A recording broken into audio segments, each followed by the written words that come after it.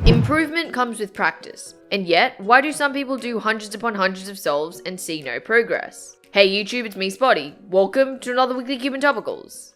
So today I wanted to talk about practice and a little bit about my experience with it. First, let's start with my experience, because it's pretty relevant, but more importantly, I think there's something really valuable to learn from it.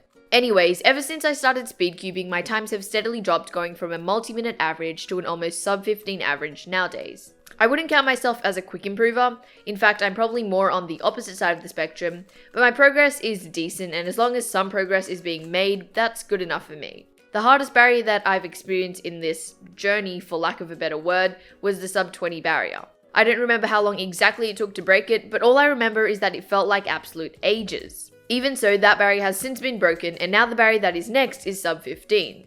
The problem came when I started to average around mid-15 seconds. It was at this point where my time started to plateau, and that was okay for a while. I still enjoyed solving, and I knew as you got closer and closer to zero, the rate at which you progress is much slower. So it was all well and good. But I was only kidding myself if I said that I didn't ever want to get faster. It's not that I wasn't solving, I was. But solving again and again isn't really going to cut it anymore. So from my experience, let me tell you that there are good and bad ways to practice. Before I continue, I want to take a quick break so you can ask yourself a question. Are you happy with where you are at 3x3 or whatever event this is applying to? And do you want to invest your time into this or something else? That could be a different event, school, a completely different hobby, family, whatever. Because if you're just enjoying solving at 30, 20, 10 seconds maybe, and you don't think it's worth it to improve, then this next stuff won't apply to you. Now, assuming that all of you do care and do want to improve, let's continue.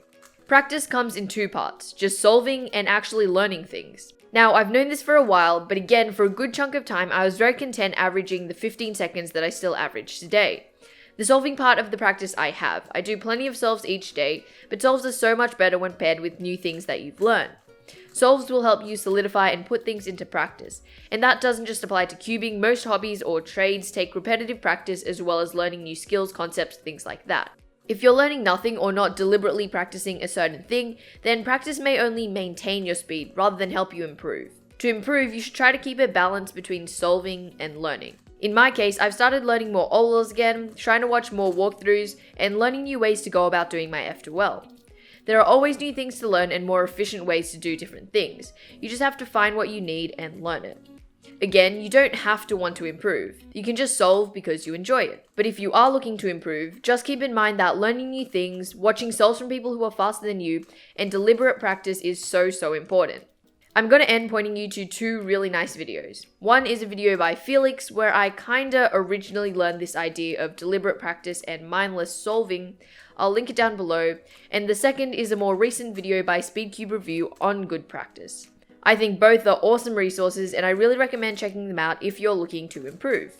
But yeah, that's all I've got to say. Let me know what you think with a comment down below. But other than that, thank you guys for watching, and I'll catch you all in the next one.